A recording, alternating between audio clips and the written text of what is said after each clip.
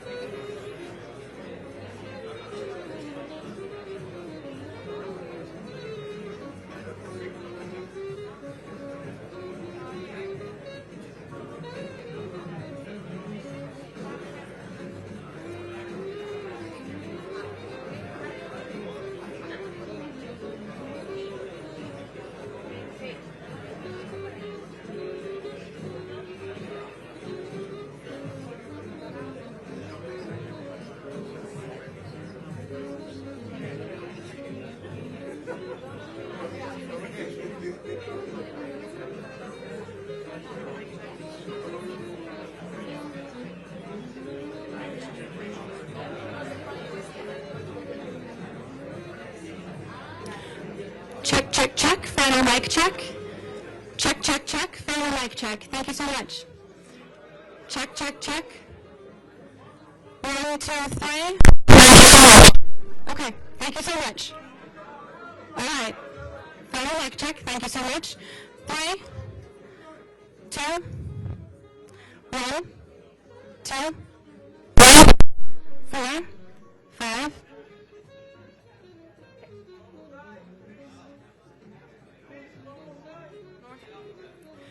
10, 9, 8, 7, 6, 5, 4, 3, 2, 1. Check, check. All set? Okay.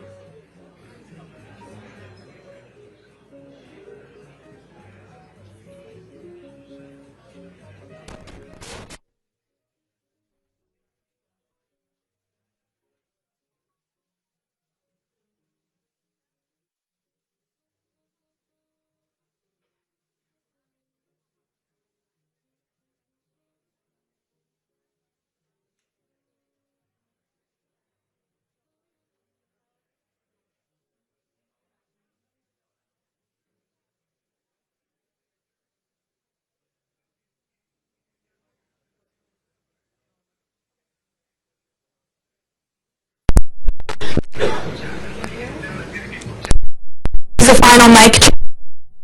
30, 29, 28, 27, 26, 25, 24, 23, 22, 21, 20.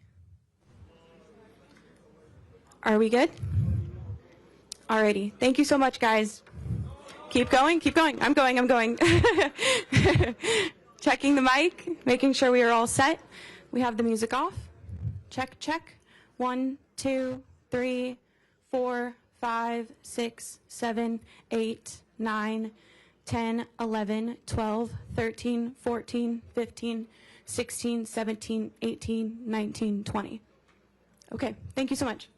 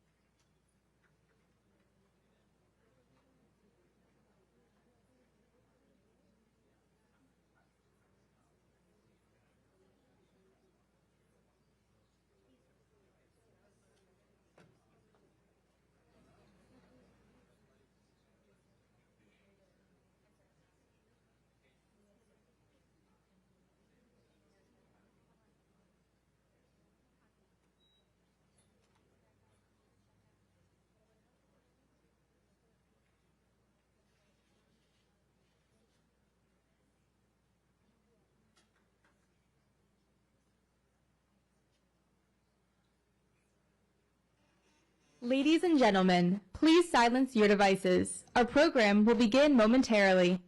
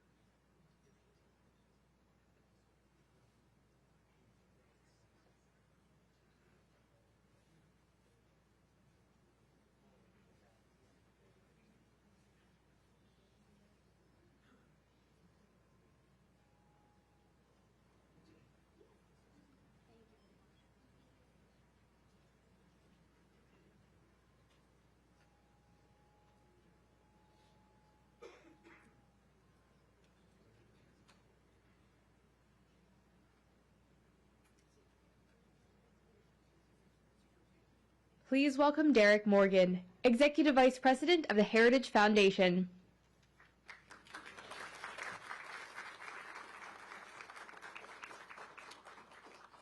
Thank you very much, and welcome everyone to the Heritage Foundation. We're delighted that you joined us today, and thank you for your patience as well as we undergo a historic event here. I have a few very brief words, and then I have the privilege of welcoming our distinguished guest, who will give remarks and then answer questions from the media. U.S. foreign policy should be driven by the pursuit of a strong, safer, and more prosperous America. As President Trump rightly recognizes, that means paying special attention to our hemisphere. We are blessed by so many of our neighbors who want to live in peace and respect their people. Because of our geographic, economic, and societal ties, malign developments in the Americas make the United States disproportionately vulnerable. If you don't believe that, then just ask some of the hundreds of thousands of American families who have lost loved ones to deadly drugs in recent years. Or notice how China, Russia, and Iran have all invested heavily in establishing a strategic foothold in our hemisphere. Nicolas Maduro led an anti-American socialist regime that weaponized deadly drugs, mass migration, and tren de agua against our towns and our cities.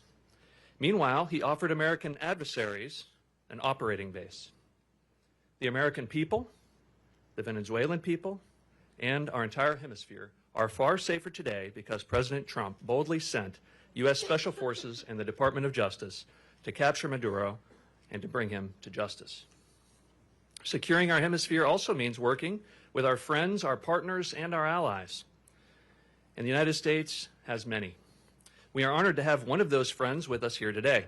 María Corina Machado has been a brave fighter against Nicolas Maduro and the regime since it began to take form.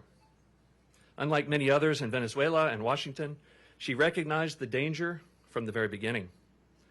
The Venezuelan people rewarded her principled opposition by casting their ballots amidst harsh repression from the regime. Her efforts, along with those of President Trump, have brought Venezuela closer to the restoration of freedom, stability, and security. And we all hope to see the return of legitimate elections in Venezuela in the near future. We are honored to host history here at the Heritage Foundation and important conversations like the one you are going to participate in today. Here, we work to build an America where freedom, opportunity, prosperity, and civil society flourish. I'm delighted to welcome to the stage María Corina Machado.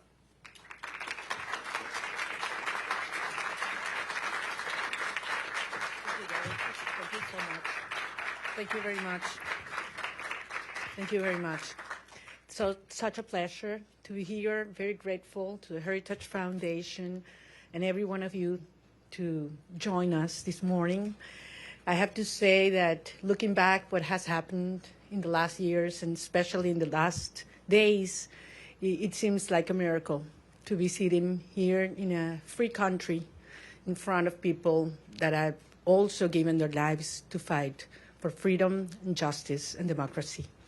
And that's why I am very honored, not only with the Heritage Foundation, but with every single citizen of this country that has welcomed us and has honored the immense struggle that the Venezuelan people has fought for so long. And finally, we can say that we are, yes, the threshold of freedom. On January 3rd, 2026, a new milestone was achieved, and we are definitely now into the first steps of a true transition to democracy that will have not only immense impact in the lives of all Venezuelans, those who stayed in our country, those who have been forced to flee around the world, but that will have immense impact in the region, in our hemisphere, and I will say even further in the whole world. Because what we have proven is that a people determined to be free, even without resources, without money, without the free press supporting, even facing the most cruel tyranny, can prevail, because the force of conviction and the force of love is the strongest of all. I am very proud to be part of this generation of Venezuelans.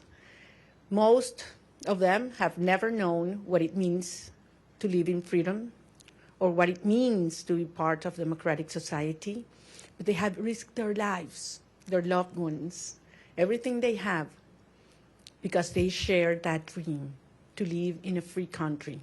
It's all about human dignity. It's all about justice. It's all about love. And it's love for our children, love for our country, and love for freedom that has brought us here. Now we face a very complex and delicate process. And as Venezuelans, we are absolutely grateful to President Trump, his team, his administration, and the people of the United States, because it took a lot of courage to do what he did. And he did it, yes, on behalf of the American people, but also because he cares for the people of Venezuela. And he told me that yesterday. And I think that was the most important message I can bring back to my country. Tell the Venezuelan people that the American people and the President of the United States truly cares for the life, the well-being, and the future. I'm certainly talking about our political prisoners and all those who have been persecuted, those who are all today in exile. But I'm also talking about those children that are growing without their mothers because they had to flee to send food back, that are growing without education because public schooling in Venezuela works 2 days a week because teachers earn $1 a day and they need to get other jobs in order to eat, that are growing without health and food. And we have the generation that is suffering the highest levels of malnutrition in a century. That's our children right now. And it is because of them. It's because of saving lives that we're doing what we're doing right now. And that's why we're going to win. And the only thing I want to assure the Venezuelan people is that Venezuela is going to be free, and that's going to be achieved with the support of the people of the United States and the President, Donald Trump of the United States. So I'm very grateful to be here. We're facing challenging times ahead. We are prepared to do what it takes as a legitimate government.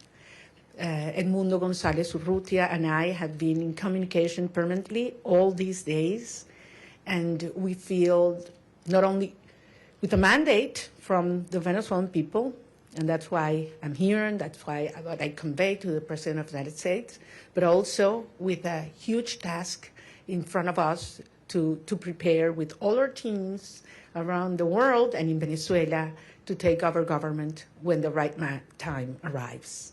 So thank you very much, and I'm more than willing to hear your questions now. So I believe there's a procedure that has been designed, so because we thought there might be some interest today. Thank you very much. It's an honor to have you, Ms. Machado. I'm going to start off with a question, and then we're going to open it up to the press. My question to you, Ms. Machado, is you know the Venezuelan people more than anyone, and that's apparent from the very You know the Venezuelan people more than anyone, and that's apparent from the very strong support that they've shown for you time and time again.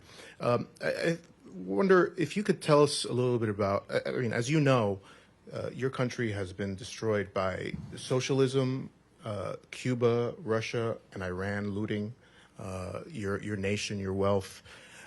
Do you see, and the primary victim of this has been the Venezuelan people, do you see a future in which at all possible, where a free and fair election and return to democracy in Venezuela restores anything but a strong, staunched U.S. ally and a country that leaves behind the shackles of socialism? Well, thank you very much. Can you hear me? I'm like hearing like an echo here. Yeah. We hear you. It's fine? Okay. Well, I'm very glad. No, there's a problem with an echo, right? No, please. So comfortable sitting down. You want me to stand up? You prefer that I stand up? No? That's better now? Okay. Look, I'm very glad we start with this issue because I understand that there are many concerns regarding the transition in Venezuela and compared to previous events in all parts of the world. And I always insist in the difference between what is Venezuela today compared to Middle East countries that went through change in governments or regimes. We're talking about a society that is perhaps the most cohesive in the region. I would dare to say even in the world. I ask you to think any other society in which 90% of the population wants the same. Not only that they reject the actual regime, but we want the same. There are not religious tensions within the Venezuelan society, or racial, or regional, or political, or social. I mean, there was one longing that brought Venezuelans together, and that was, we want our children back home.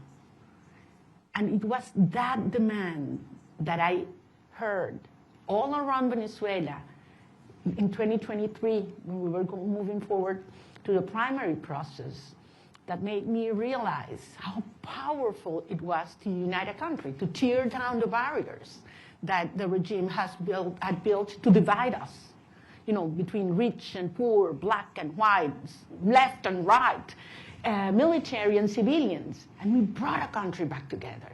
That's why I always said, you know what, Maduro's going to go. We're going to get rid of him one day or the other. What's important is the country that's coming afterwards. And it's a country based on shared values. We want to live with dignity. We want to live with the result of our work, our effort, a society based in merit, and not if you know the chavista who is in certain place at certain time. Women do not want handouts. They don't want to live in give their children a box of food that has a high cost, because then you have to lower your head and repeat what the regime wants you to say or dress as they expect you to dress. They want to live with their job well done. That's dignity. And that's what Venezuela deserves and wants today. And that's what we represent.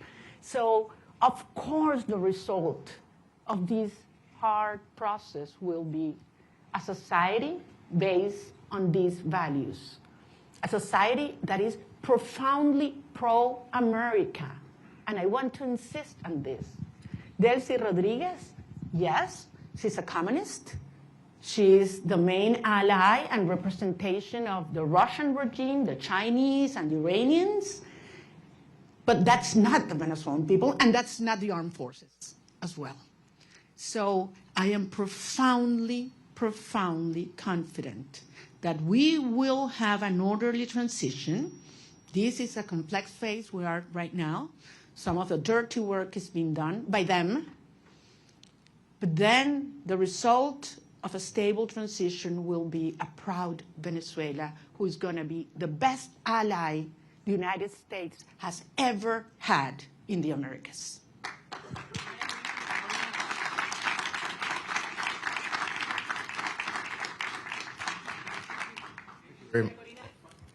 We're going to have a person come up and. Sorry for that. I'm gonna leave. Thank you very much. Hi, thank you very much for coming. I realize there's a lot of interest. We're going to try to get to every question. I'm going to go through a list. There's outlets that have more than one reporter accredited, so I would like to please ask you to raise your hand so we can get one of our kind staff to bring the microphone to you as I call you out. Julio Vaqueiro from Telemundo, please. Hola, Julio. Hola, María Corina. Qué gusto verte aquí en Washington, D.C. El presidente Donald Trump, su gobierno, está hablando y trabajando con Delcy Rodríguez, así lo han dicho ellos. Usted le dio el Premio Nobel de la Paz al presidente Trump en su encuentro ayer. ¿Qué le dio el presidente a usted? ¿Un reconocimiento de su legitimidad como opositora con el mandato de encabezar esta transición en Venezuela? Gracias, Julio. Yo no vine a buscar nada para mí. Vengo aquí en representación del pueblo de Venezuela que eligió a Edmundo González Urrutia como presidente electo. ¿Perdón? ¿A que lo baje? Ah, los teléfonos. Ok. Entonces, repito, yo vine en representación del pueblo de Venezuela, que nos dio un mandato. Primero, el 22 de octubre del 2023. Ay, no. Ya va. Chicos, un minuto. Vamos a ¿se escucha bien o no? Cambiamos Ya, vamos a cambiarlo.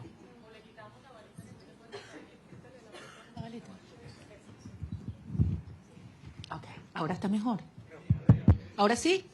Ok, voy a repetir la pregunta la respuesta a la pregunta de Julio. Les decía, yo vine a reunirme con el presidente de los Estados Unidos en representación del pueblo de Venezuela, que nos dio un mandato.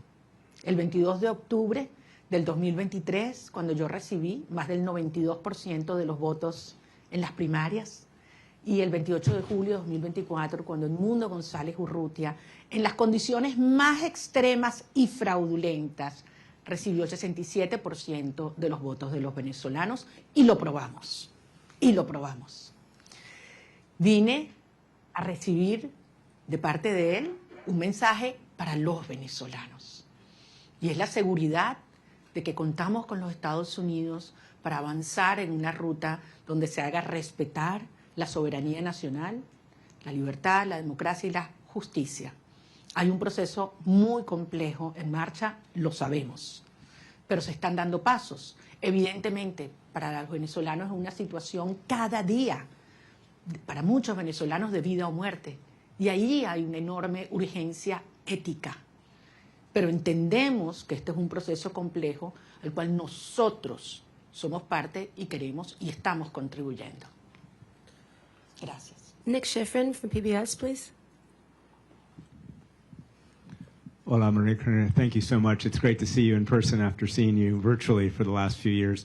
Two questions, if I could, similar to what you just answered, but in English. You had a very good meeting with the president yesterday, but he still maintains a positive relationship and positive language about Delcy Rodriguez. The CIA director was just there. So what's your message to the president and to the United States when U.S. policy is still to support the Chavismo government that still exists in Caracas? And I have to ask, your statement last night said that you felt like you were going to die at one point when you left Venezuela in the boat. Can you just tell us exactly what happened in that moment when you were in that boat? Thank you.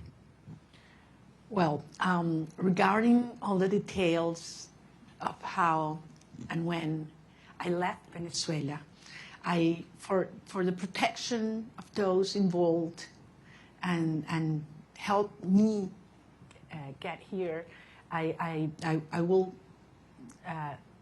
wait until the regime is no longer in capacity to harm them, to share that in detail. Yes, there was a certain moment in the trip, in the boat, where I was hurt because the waves were very high, over 6 feet, and there was a strong wind, and we got lost in the ocean. We lost the sign of the GPS, and the satellite phone stopped working, and Starlink antenna did not work as well, all at the same time. So it was very risky, dangerous, and scary moment, I have to say. And it lasted several hours. But at the end, as I say, you know, we have moved ahead de la mano de Dios. And that's why I believe it is a miracle, and I'm here. And I know that someday I will be able to tell you all the details and thank personally all those that risked their lives in order for this to happen, because they knew it was very important for our cause that I was able to leave my country at that moment. Regarding your first question, look, this has nothing to do with a tension or decision between Delcy Rodriguez and myself. This is about the cartel and justice. This is about a criminal structure that is the regime and the mandate of the Venezuelan people. That's what's at stake at this moment. I'm just one member of a huge movement of millions of Venezuelans that have decided and are committed to be free. And I have no doubt that President Trump, his administration, and the people of the United States support democracy, justice, freedom, and the mandate of the people of Venezuela. I have absolutely no doubt, not only because it's in the well-being of Venezuelan people, but as I say, because it's crucial for the American people. The United States today is a safer nation after January 3rd. And once the regime is out and the transition is accomplished, the United States will not only be a safer nation, but one that will have more prosperity and strength in our hemisphere. Can we get Eric Martin from Bloomberg, please?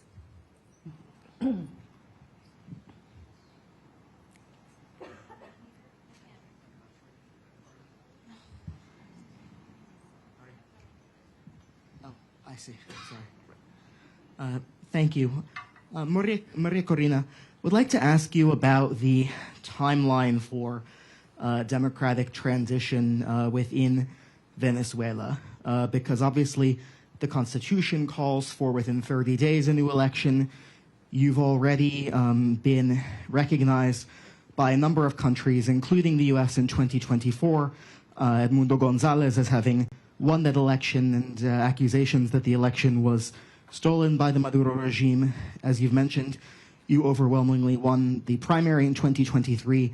Do you have an expectation, is your expectation that the next step in this process would be a new election in Venezuela? Do you expect that to happen in 2026? Or what does the roadmap look like from getting from today's government by Delcy Rodriguez, the government de facto that is in control, to a democratically elected government? Thank you. Thank you. Thank you, Eric. Well, if the Venezuelan Constitution were respected, we wouldn't have 1,000 political prisoners. We wouldn't have 9 million people, fleeing and living around the country. We wouldn't have our president-elect exiled in Madrid. I mean, he would have taken power on January 9, 2024. So 2025, sorry. So we realize that there's no rule of law in Venezuela. I don't know actually if you're aware, Venezuela is currently in the last place globally in terms of rule of law. Out of 142 countries that have been evaluated by the World Justice Project, Venezuela is in place 142. So much for the Constitution. At the end, it is a matter of strength, and that was what made this process, starting on January 3rd, happened. I mean, that was the main difference. The regime realized that they are facing the strength of the people organized, but mostly, in this last phase, the strength of the democratic allies that are concerned about the structure of the regime, of the criminal regime in Venezuela. So this is a process that has several phases. We are in one that it's complex, as I said, in which the regime is forced to dismantle themselves some of the structures that have been maintaining them in power, starting with the repression system. That requires not only that all political prisoners are liberated, but that they are free. The fact that you are not in a prison doesn't mean that you are free. In Venezuela, they have left the jails, but they cannot speak to the press. They cannot leave the country, and they are still terrified. All torture centers have to be closed, and certainly there have to be guarantees for journalists to speak out, and those who have left the country to come back and organize and make the will of the people be respected. Eric, believe me, I understand the urgency. I have been speaking with the families, not only of those that have been freed or liberated these last hours, but especially with those that have not, and that they don't know where their loved ones are right now. They have simply disappeared. I'm talking about hundreds of people. Actually, we found out in these last hours that there were more political prisoners than we thought, because many families had been scared just even to denounce that their loved ones had been in prison or disappeared by the regime. So some of those that have been liberated were not even registered by us. So, and this is still in place.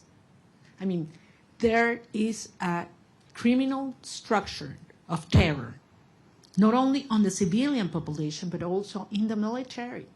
So that one of the main urgencies and priorities that have to take place in the days to come is we need to dismantle that terror structure by the DGCIM or La Casa Militar, which are those that have committed crimes against humanity and that are those that have not only the civilian but the military under terror and neutralized.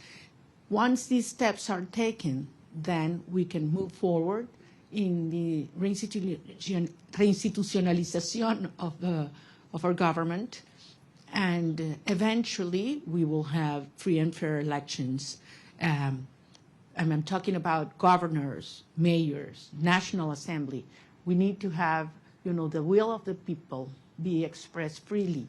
I have to remember that in the last election, presidential election, where our president-elect Edmundo González won, nearly 40% of Venezuelans that have a right to vote couldn't do it because the regime wouldn't allow them. That's one of the main things we need to correct. Every single Venezuelan living in Venezuela or abroad should have the right to vote as soon as possible. Thank you. Gaby Peroso from BPI, please.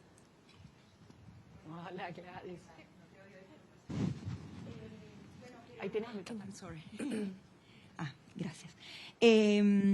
Quería que nos dijeras lo que se pueda revelar de la reunión con el presidente Donald Trump, por ejemplo, la importancia del reconocimiento al presidente electo Edmundo González, un cronograma electoral, eso se habló, hay posibilidades ciertas de esas dos cosas.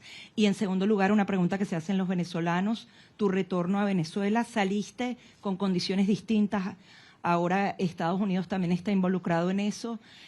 También se habló de eso con el presidente Donald Trump, la conveniencia que vuelvas o no, y para poner lapsos a Carnaval, Semana Santa, ¿cómo lo podemos medir? Porque los venezolanos se lo preguntan.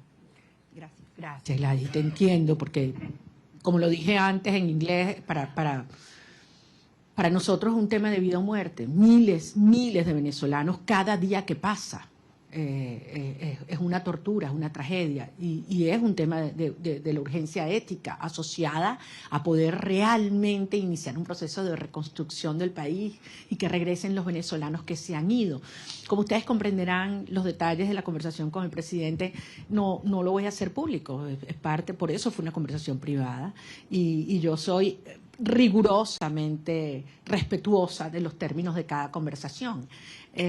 Sí, porque esto depende de lo que yo dije y que además lo he dicho públicamente, voy a decirles que por supuesto que insistí en mi deseo de regresar a Venezuela lo antes posible. Y lo voy a hacer. Voy a regresar a Venezuela lo antes posible.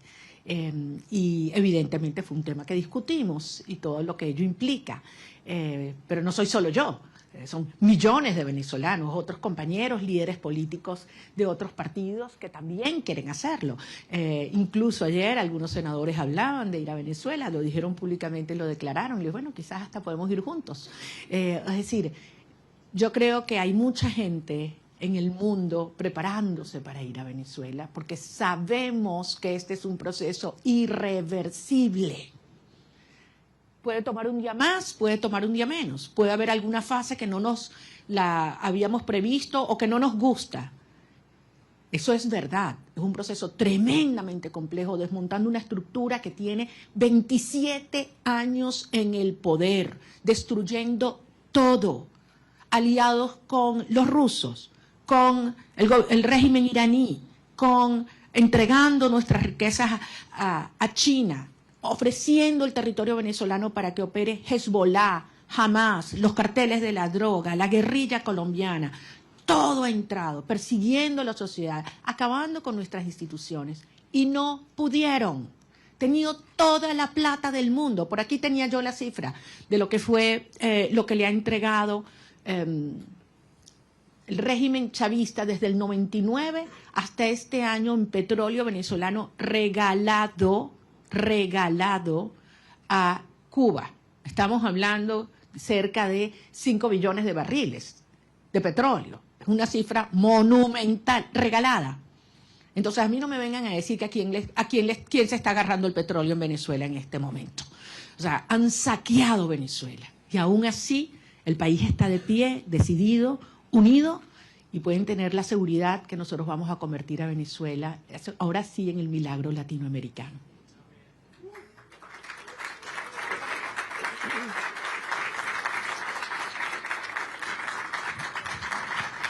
So this was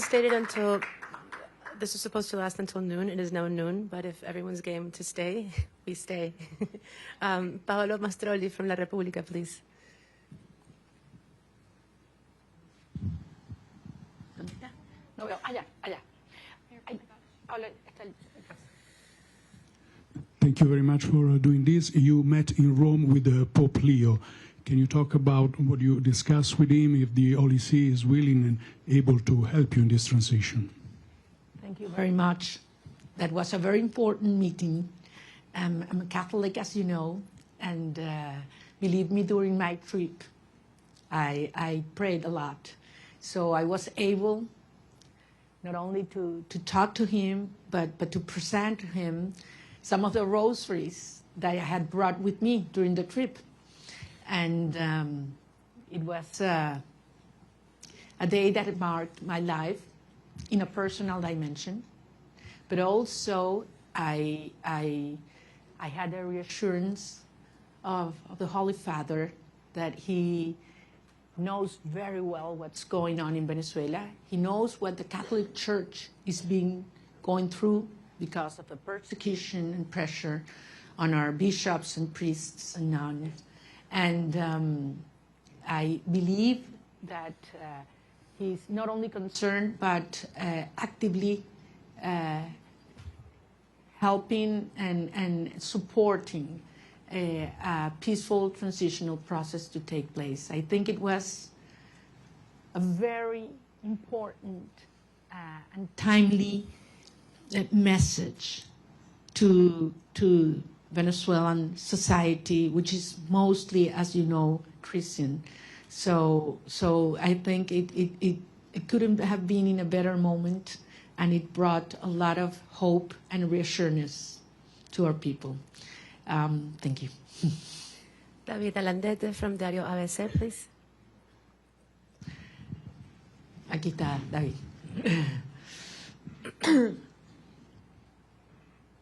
Tú no me vas a hacer preguntas porque tú sabes más que yo. No, no me digas eso. Yo me entero de todos los detalles de mis reuniones por ti, entonces... Okay. Sorry about that. No, te pregunto en español. Dale, David. Okay. Muchas gracias. Quería hacerte dos preguntas y muchísimas gracias por hacer esto. Es genial poder vernos, que no sea virtualmente. Estaba interesado en cómo... Se ha escrito mucho, se ha dicho mucho sobre cómo fue la visita, los términos. Sin revelar nada interno, ¿cómo te sentiste tratada y recibida? Porque creo que ese ha sido un punto muy importante en la cobertura de la visita. Y el segundo, ¿qué le dirías a la comunidad internacional después de haber sido recibida en la Casa Blanca? Me refiero a la Unión Europea, a otros países que han estado antes en mediación, pero no lo están ahora después de la operación del 3 de enero. Gracias. Muchísimas gracias, David. En primer lugar, nuevamente lo voy a repetir. Yo no estaba allí como un individuo, yo estoy allí en representación del pueblo de Venezuela. Nosotros representamos al pueblo de Venezuela. Ganamos apabullantemente, no una, 2 elecciones. Y el mundo entero lo sabe. Estamos allí en representación de un pueblo que ha dado su vida para vivir en libertad. Y que no vamos a descansar hasta lograrlo. O sea, Venezuela va a ser libre, que nadie lo dude. Y esto va a ocurrir gracias al apoyo que hemos recibido del presidente Donald Trump. Y así lo digo con todas sus letras, y así lo dije ayer en el Senado, en frente de senadores de ambos partidos a quienes les agradezco profundamente su presencia, porque si hay algo que ha unido al pueblo de los Estados Unidos es la causa por la libertad de Venezuela. Y así queremos que siga siendo, porque el pueblo de Estados Unidos entiende cómo la libertad de Venezuela afecta a todo el hemisferio.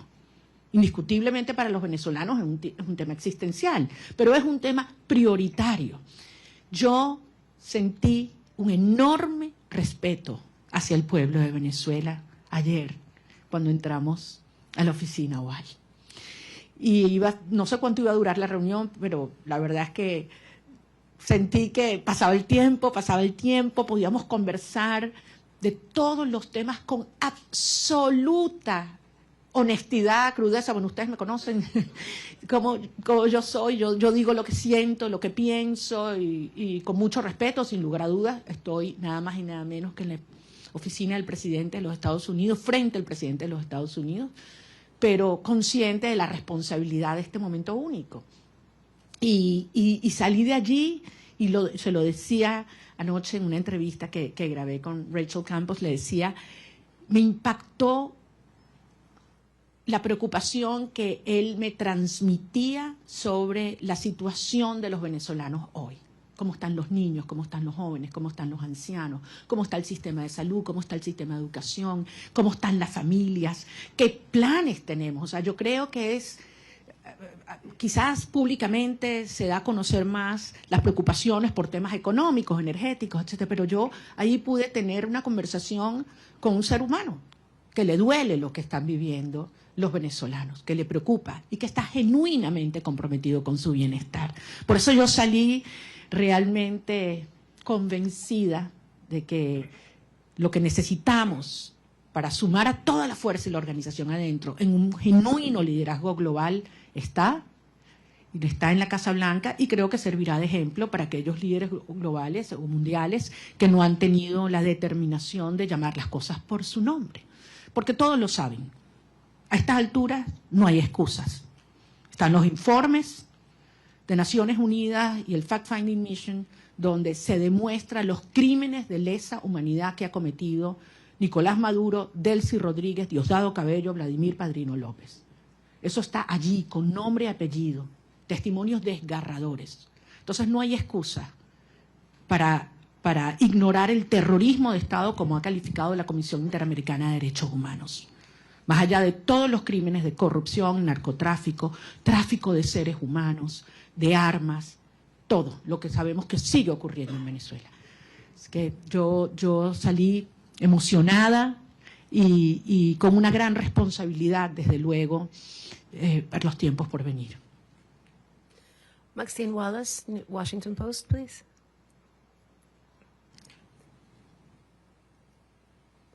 Maxine is not here. Washington Post. Washington Post, here.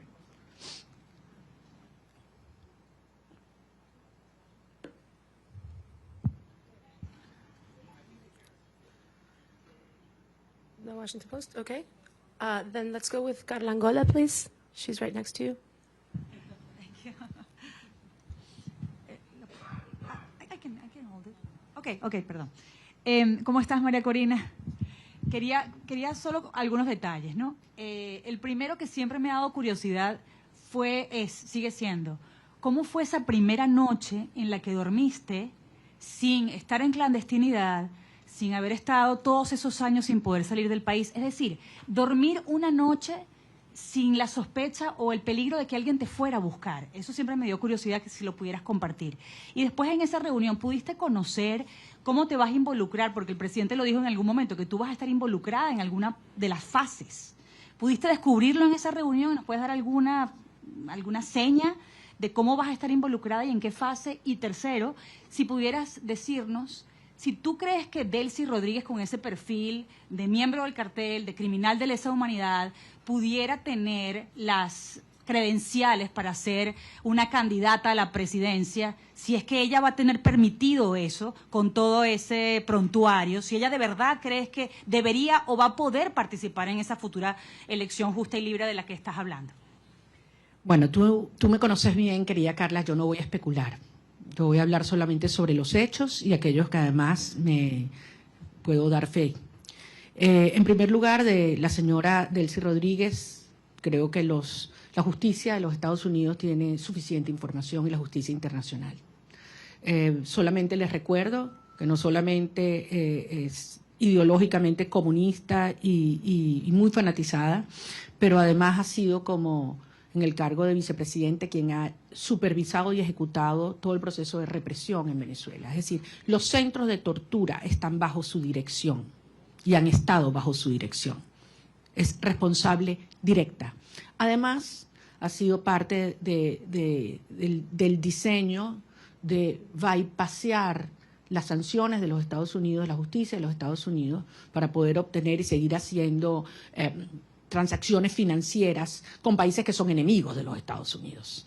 Entonces, queda muy claro cuál ha sido y cuál es su perfil. Con relación al rol que vamos a tener el gobierno electo en estos próximos pasos, es algo que no hay que descubrir, es algo que hay que construir. Y ayer dimos un paso y evidentemente es algo que está en diseño, en construcción, y veremos día a día cómo va ocurriendo.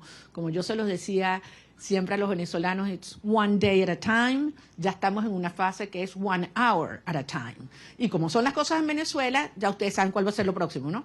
Entonces aquí nadie se aburre en materia de las dinámicas en Venezuela, porque están pasando muchas cosas.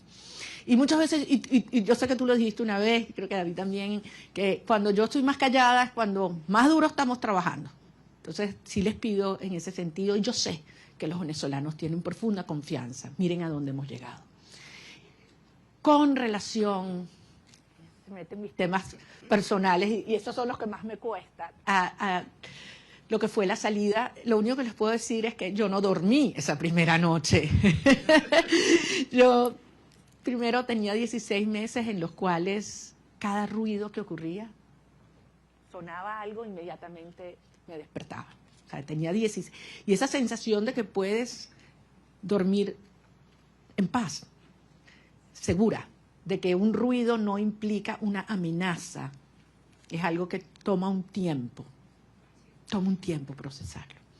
Yo me levanto algunas veces y no estoy sola.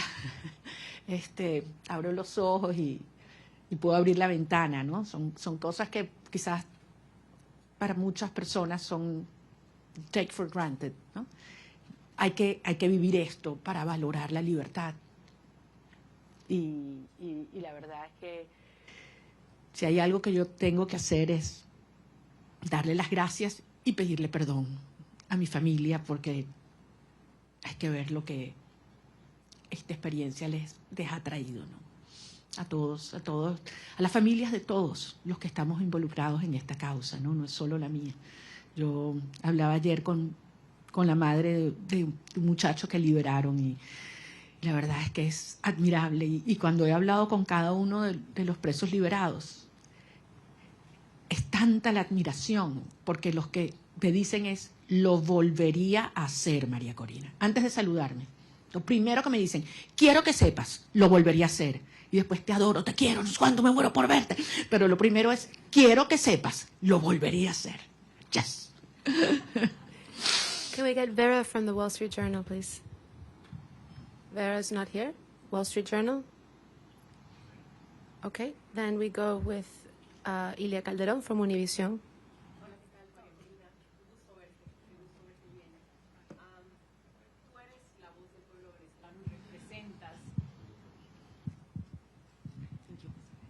Tú eres la voz del pueblo venezolano y representas al pueblo venezolano.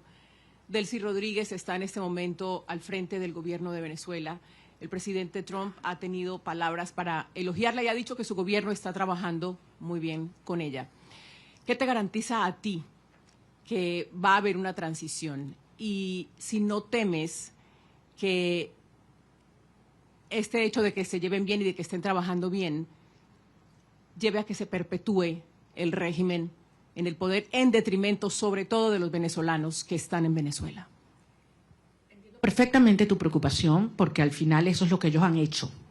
Pero recordemos, han habido 17 iniciativas de diálogo. Esta no es la primera, de aproximación o negociación, acuerdo. 17. Todas, absolutamente todas, lo que el régimen buscó fue ganar tiempo, legitimidad y plata.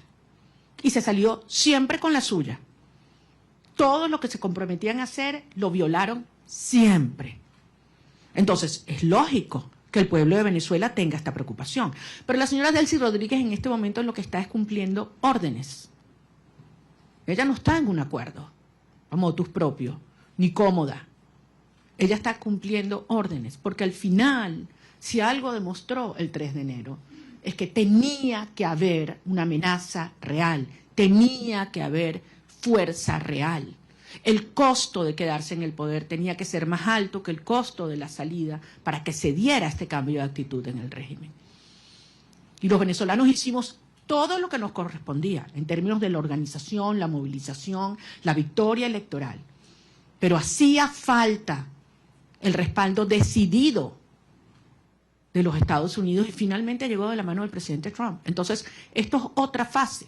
Ahora bien, se tiene hoy un sector que está cumpliendo en el desmantelamiento del otro sector del régimen. Eso existe. Y desde luego se tiene la fuerza real y la amenaza del gobierno de los Estados Unidos. ¿Qué falta aquí? ¿Qué falta aquí en este análisis? La gente, el pueblo de Venezuela. Y eso es lo que nosotros representamos. La legitimidad y la garantía de una transición ordenada que tiene que tener el respaldo del pueblo de Venezuela. Cuando tú tienes un pueblo unido, no hay manera de ignorarlo. Y yo sé que ese no es el objetivo del presidente Trump o del secretario Rubio, todo lo contrario. Es acompañar y apoyar al pueblo de Venezuela en su derecho de ejercer la soberanía popular. Ahora estamos en una fase compleja que aspiramos poder cumplirla de la manera ordenada, controlada y más rápida posible. Yo no voy a adelantarme a poner fechas y a poner calendarios porque sería una irresponsabilidad. El 2 de enero, ¿quién habría pensado que estábamos tan cerca de iniciar esta fase? Y nos dijeron que era imposible, by the way. Nos dijeron que era imposible que ocurriera lo que ocurrió. Y hoy Nicolás Maduro está enfrentando la justicia internacional. Dime tú la magnitud del paso que hemos dado. ¿Estamos listos? Obviamente no. Pero fueron 27 años para montar esta estructura. Y estamos avanzando con paso muy firme.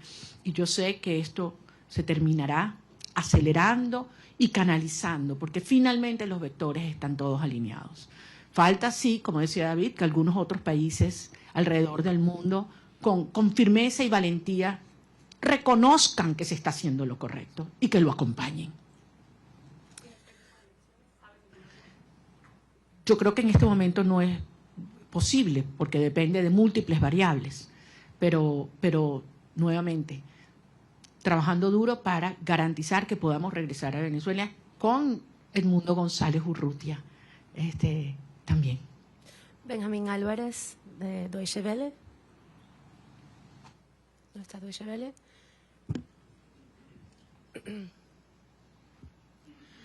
Muchas gracias. Una pregunta refiriéndome a lo que acaba de mencionar de que Delcy Rodríguez está recibiendo órdenes y no está cooperando con la administración Trump. ¿Cómo ve esta reunión de 2 horas que sostuvo Delcy Rodríguez con el presidente de la CIA el día de ayer? ¿Y no le preocupa esta cooperación tan cercana que está buscando la administración de Trump con ella y con la gente cercana al régimen? Yo no quiero especular, no conozco los detalles. Ahora, si los Estados Unidos obtienen la información que necesita por parte de esta señora, yo creo que ese es el tipo de cooperación que nosotros esperamos, sin duda, y nos conviene, sin duda. Yo entiendo que para muchas personas esta es una situación difícil de entender. Para muchos venezolanos quisiéramos que esto evolucionara probablemente de una manera más rápida y trabajaremos para que así sea. Pero desde luego, pocas personas tienen tanta información sobre la estructura criminal de la tiranía como quien fue parte de su diseño. Así que sin duda tiene información que le debe ser de altísimo valor al director de la CIA. We're going to take a couple of questions in English. Eric from Politico, are you here? Please.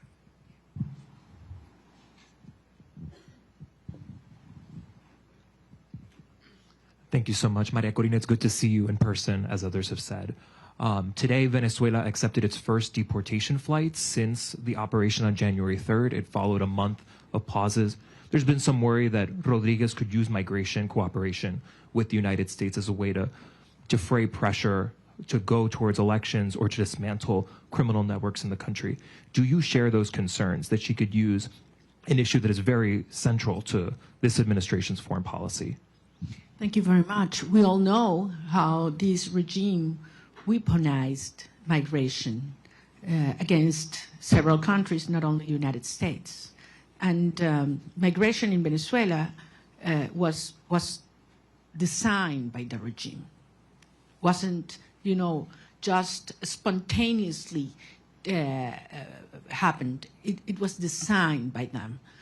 And certainly they've tried to use our people as that trade bargain, in trade to which is very, very painful.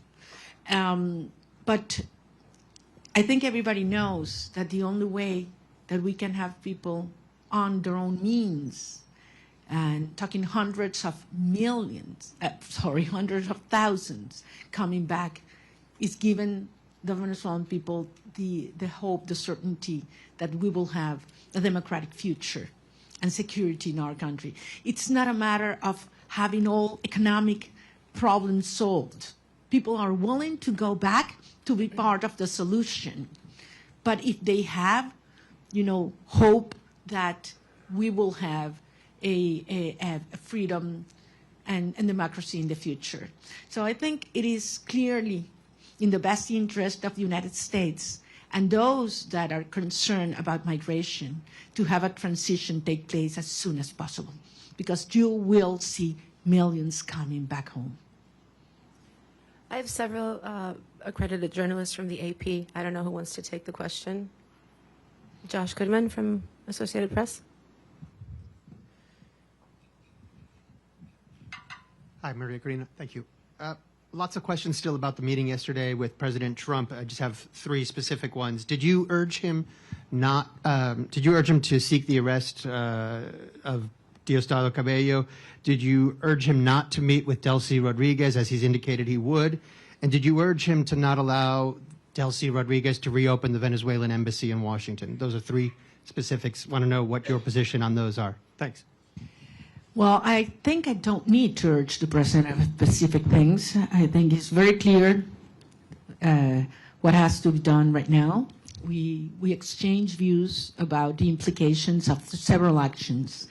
And I just want to tell you that I was very impressed of the degree of information he has, how closely he follows the situation in Venezuela, and how much he's concerned about the well-being of our people. Certainly, we did talk about the political prisoners and their families, and the importance to stop repression from the root in Venezuela right now, because you cannot talk of a transition, even in its first steps, if there's still repression in our nation. The Daily Signal.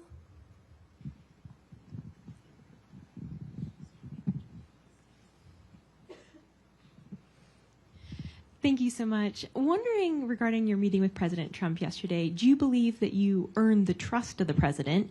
And did you all specifically talk about a transition of power in Venezuela in which you would become president? Thank you. Point again, this is not about me. It is about the will of the people. And we certainly talk about how popular sovereignty has been expressed in Venezuela, and absolutely terrible conditions in which we did, and how the regime stole that result. And I think he can certainly relate to that. So I believe that the point here is Venezuela has decided as a nation to be united first, to unite back again, and to fight for a right to be free. And he understands the moment and the implication for I would say the whole hemisphere. We talked, and I would say this, I know you can imagine that about other countries, and specifically about Cuba and the implications of a transition to democracy in Venezuela, what would mean to Cuba. And I insisted in something I've said many times, that I believe that for the first time in history, we will have the Americas free of communism, dictatorship, and narco-terrorism, for the first time in history. And that's what's already happening. Sometimes you are so immersed in processes that, it's hard to understand the implication.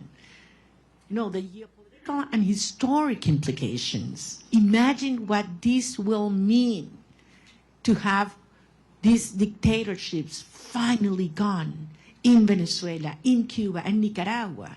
I mean, this is equivalent to the fall of the Berlin Wall in the Americas. So this is huge from a historic perspective, and this is happening as we speak. Torao Kono, NHK Japan. No? Japan media? Okay, can we get Mr. Rosen from Newsmax? Also not here. Okay. Jesus Lapatilla, please.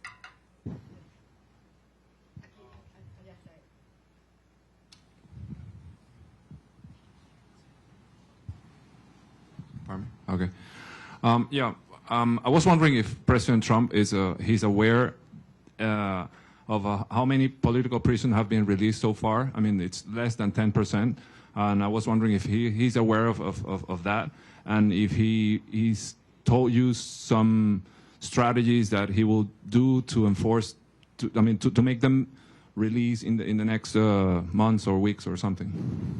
Certainly aware. President Trump is certainly aware of what's happening with the political prisoners, how they are not being complying as they were expected, and committed to see that happen. I have no doubt. Well, what specifically he plans to do, we didn't get involved into that, but I trust his word that that's something it will take place. And as you know, Jesus, and we've talked about this is one of certainly my top priorities right now, certainly. We do have another media outlet from Japan. If you're in the room, please raise your hand. No? Okay.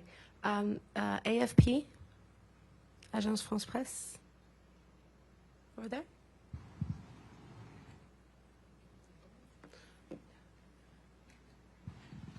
Sí, gracias.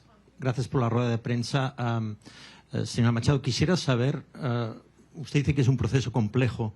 ¿Cuál es la primera prioridad? Ahora que salga de Washington, ¿qué es lo primero que quiere negociar o ver de parte del gobierno de Estados Unidos? Mi prioridad, a título personal o para los Estados Unidos. Bueno, en términos de esta fase hay que terminar de desmontar la represión. Insisto, no es solamente que una persona pueda salir de la cárcel, es que sea libre y que se detenga la puerta, lo que se llama la puerta giratoria en Venezuela. Te sueltan 5 personas y te detienen 10 el mismo día. Y eso está pasando hoy. Esto sigue ocurriendo hoy. Y entre otras cosas, les recuerdo que la estructura del poder en Venezuela no es monolítica y no es jerárquica, es heterárquica. Por eso la propia señora Delcy Rodríguez no tiene control. Cuando dicen que controla las Fuerzas Armadas, no controla las Fuerzas Armadas. Ella lo que controla es la estructura represiva que tiene anulada las Fuerzas Armadas, que en este momento es el DGCIM y también la Casa Militar, en la cual también tiene gran control Diosdado Cabello, con enormes tensiones en el alto mando militar. Las Fuerzas Armadas, en más del 80%, están con nosotros. Si no, no hubiéramos obtenido las actas el 28 de julio. Y eso es algo que el régimen lo sabe. Nicolás Maduro estaba protegido ¿por quiénes? ¿Venezolanos? No, no confía en los venezolanos. Él sabe que las Fuerzas Armadas repudian este sistema tanto como el resto de los ciudadanos de nuestro país. Pero las Fuerzas Armadas están amarradas, neutralizadas, aterrorizadas por la estructura represiva del DGCIM. Y esa es la estructura criminal que hay que terminar de desmontar. Una vez que eliminamos el factor represión en Venezuela, ¿cuánto dura el régimen? ¿Cuánto dura el régimen? Es lo único que les queda, es el terror. Es lo único que les queda, es el terror. Entonces, estamos en esa fase, esa es la prioridad. Y veremos entonces cómo avanzaremos en la reinstitucionalización del país hasta llegar a un proceso de legitimación de todas las autoridades democráticas. Pero les digo, al final hay algunas cosas que Delcy Rodríguez podrá entregar, obligada por la fuerza, porque le tiene terror al presidente Trump, ahí no hay ninguna duda. Pero hay cosas que jamás podrá Delcy Rodríguez ni ninguna de los miembros de la estructura criminal proveer. Confianza, Estado de Derecho, reencuentro, participación y apoyo ciudadano. Jamás, jamás. Por lo tanto, esto no es sostenible y ella lo sabe. Y por eso vamos avanzando en una fase delicada, un día a la vez, pero con una sola misión, con un solo propósito, y es lograr la verdadera instauración de la democracia y la libertad en Venezuela para que puedan regresar nuestros hijos y todos los venezolanos a casa. Muchísimas gracias. One last question for Mr. Bernalete. Martín Noticias, please.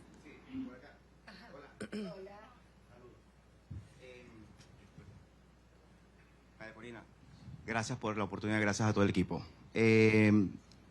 Conversación que tenga prevista con el secretario Marco Rubio en virtud de recapitular un poco la orientación diplomática entre Venezuela y el gobierno de Estados Unidos, y hay alguna aclaratoria con los términos de cooperación energética entre Estados Unidos, dado que el secretario del Departamento de Energía dijo que hasta 2 años podría ser el control del petróleo en Venezuela.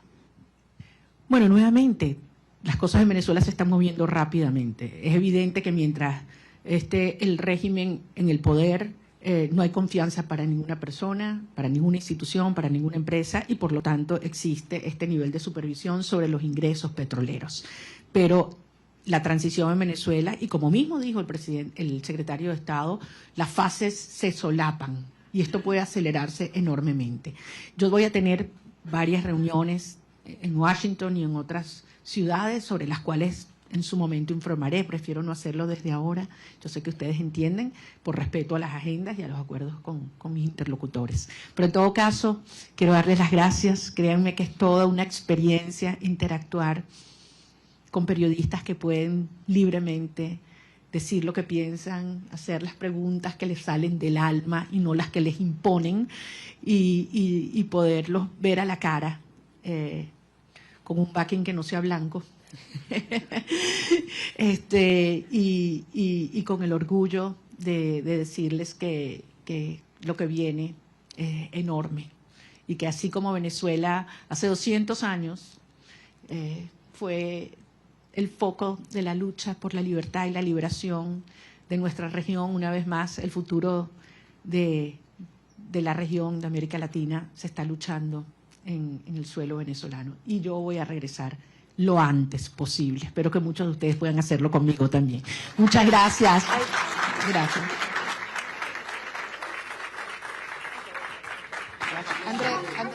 Thank you very much.